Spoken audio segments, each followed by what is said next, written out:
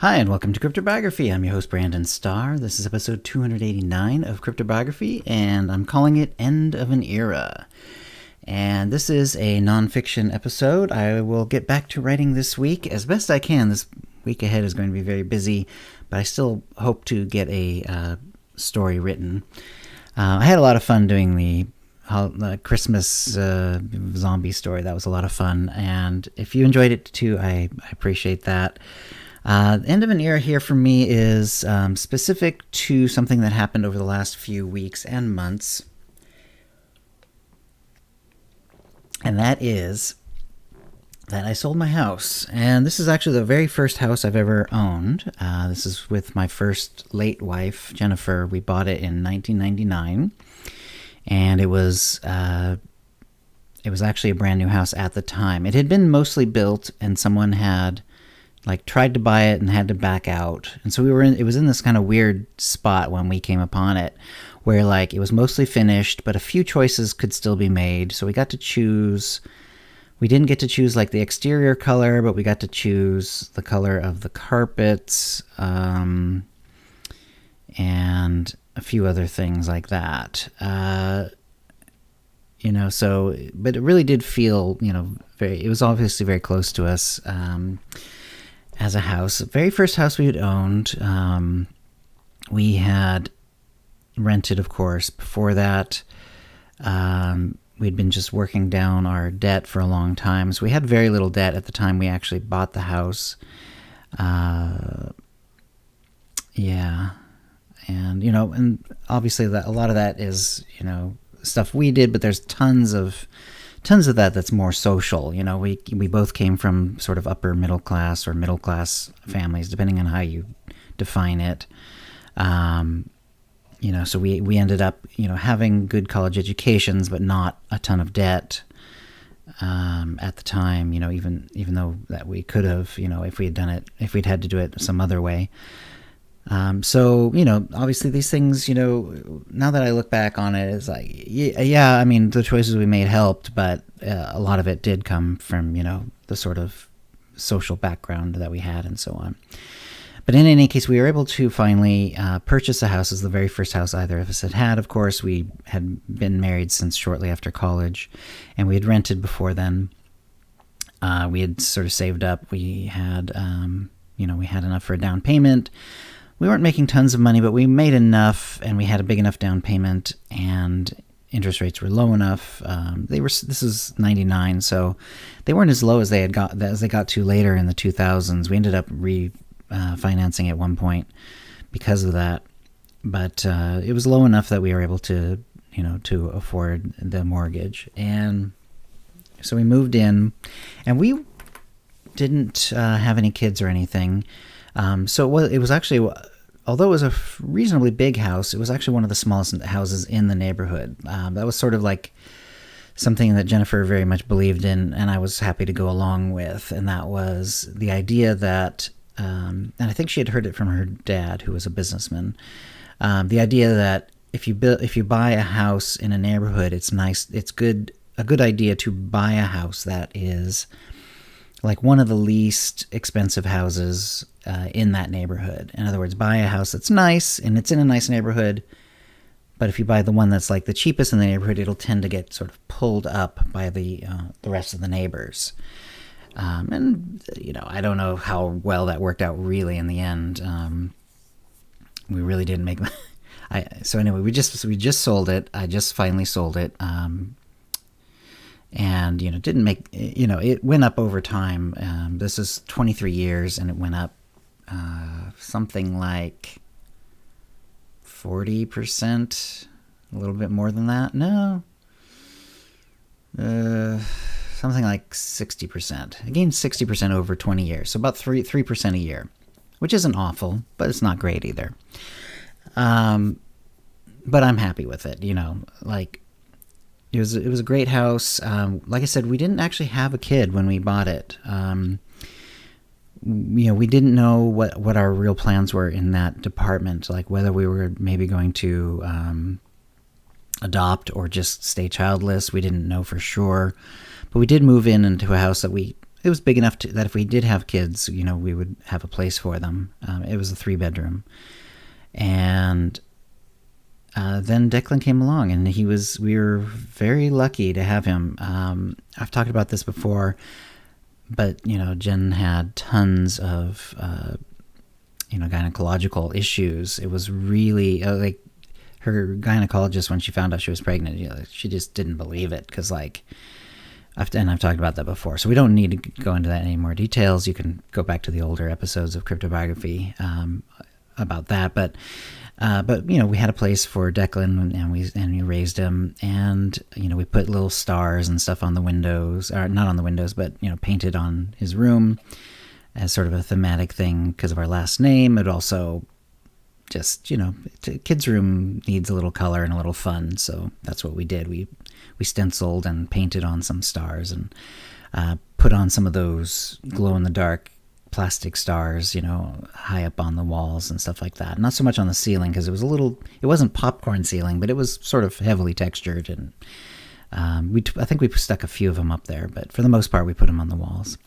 And gosh, and that was the house.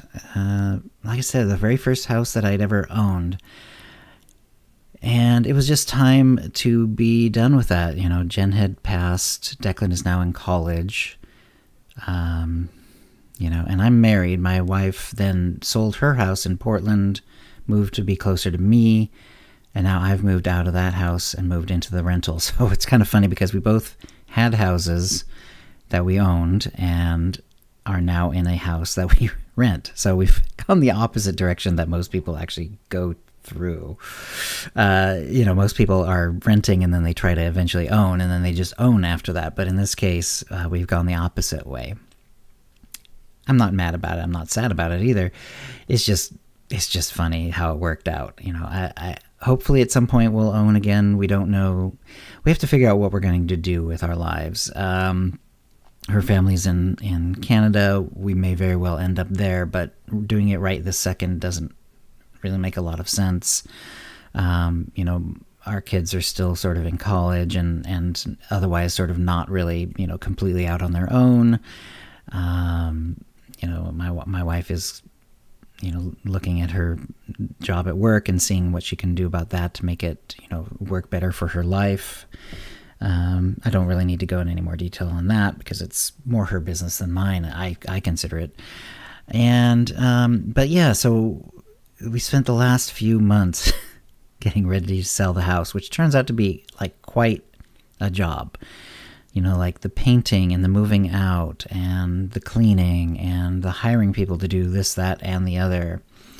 One of the hardest things was getting rid of that piano, which I did an episode about not too long ago. And that was really something, getting rid of that thing and just having to kind of crush it in the end, essentially. Like, it was crazy. But yeah, it's like one of those things where, we spent a lot of time. I've spent more time in that house than I did any other house that I ever lived in. Even the ones that I grew up, in Idaho and so on were up to a decade, but this one was over 2, and it feels really weird to have it gone in a way. But on the other hand, the last few months have been so busy, so stressful, so like straining that it's, in some ways it's no longer an issue. Like, I don't really feel like a big sense of loss or anything. I think it really was time for me to sort of let go of that place. Probably should have done it even earlier. Once Jenna died, then in some ways that would have been a good idea to just move out of that place a little faster and just find another place, even in the same town or whatever. And just to sort of help, because there were a lot of memories there, obviously. And on the other hand, it was like I was very comfortable there. I knew the house inside and out. The few issues that we had with it, because it was a new house, which has some nice things, because, obviously everything's just been built. But, if there is something wrong with it, you got to take care of it. And also a lot of the stuff that the builders put in, not so much in terms of the actual building, but in terms of like the choices of like, you know, what stove got put in and what dishwasher got put in and stuff like that. That had all been like taken care of without us having an input in it. And, you know, the stuff that got put in was very low end and it ended up, you know, breaking after this, that, and the other amount of time. Some of it fairly fast. Some of it took a long time. The stuff that we bought, because we tended to buy, you know, I believe in buying high quality appliances whenever possible, because the amount of time that they will last is far greater. The kind of, you know, the amount of good quality service that the appliances give you is much higher for that whole time. I definitely think, you know, spending more on appliances instead of getting the cheapest ones possible is very, very, very a very, very good way to go. So, you know, over this period of time, over 20 years, you know, all the crummy stuff that the builders had put in, you know, broke and got replaced. And, you know, it got replaced with good stuff that actually, you know, worked and was better and blah, blah, blah, blah. So there's so because of that, and for just a bunch of reasons, also just inertia, also like the period of time after Jen died, I was, you know, I guess I'm fortunate in that I don't have sort of like the tendency towards depression from like natural causes. Like, you know, I don't have, it's not part of my brain chemistry to be depressed necessarily, but, you know, you go through a period of time like that and you grieve, and I definitely like did not want to, you know, like pick up and move. Like it was too much to even think about, really. It was just, it felt much easier to just be in the house and not worry about that. You know, we changed some things, you know, I bought a new bed and blah, blah, blah, blah. But I didn't, you know, actually try to move out until now. And I'm happy to now, actually, it's kind of funny. I'm in the new house, which is a rental, like I said, perfectly happy, you know, like it's not the greatest place in the world, but it's not awful either. It's certainly, you know, certainly quite livable. And this will give us, you know, a nice few years until we figure out what to do, you know, what our next really big move will be. It's weird to not have a place that I can actually call my own. Like if something goes wrong, we have to call the landlord. We've had to do that a couple times for this, that, and the other. And it does feel weird to, like I say, go backwards. What feels backwards, like you've always, like that's a very, especially in the United States, like that's a very like standard thing is to eventually move into a house that you own. And that's as far as the American dream goes. Like you move into a house that you own and you take care of it, and, you know, eventually presumably pay off the mortgage and blah, blah, blah. But that's as far as the dream goes. Like the dream doesn't say, oh yeah, and then a few years after that, like sell that place and move back into a rental. Like that's not part of it. So it's like that part of my brain that, you know, that sort of settled into like, oh, okay, you know, now I've done what, you know, everyone seems to set out to do. That part of my brain doesn't know what to do with this rental. So in a way it feels very weird, but it's kind of cool too. I mean, I'm mostly just happy to, you know, now that I've been under the same roof as my new wife for, you know, quite a while now, like over a year really. And it was sort of like this whole process, like where I started spending more and more time at her place, and then, you know, and then started moving things over, and then eventually started sleeping over, and then slept over, but only occasionally, and then slept over like all the time, or most of the time at least, and then sleeping over all the time because the bed wasn't at the old house anymore, you know, and yeah, so I've been in the rental for some time now, but even so, you know, there's always the house, even with no furniture in it, even with nothing in it, you know, there was still a house that I owned, you know, not very far away. It just felt very weird,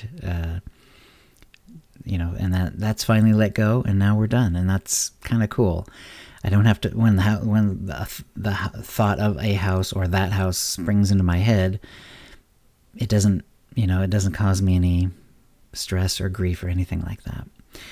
It's been an interesting period of time for sure, and it'll be interesting to see what it feels like to, you know, eventually, hopefully, move into another house that we actually own.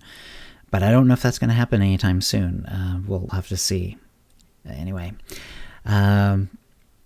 yeah. So that, I think, we're going to call that good for this episode. It is sort of the end of the era.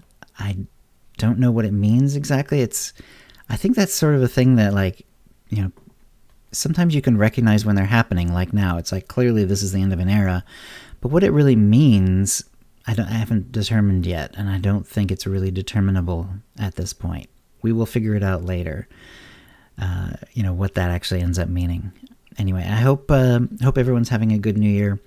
I think I am. I mean, I'm happy. The New Year seems to be going okay so far, and thanks for listening. Words and Music, copyright 2022, now 2023. CryptoBiography LLC, all rights reserved. Characters and events are fictional, fictionalized, or satirical.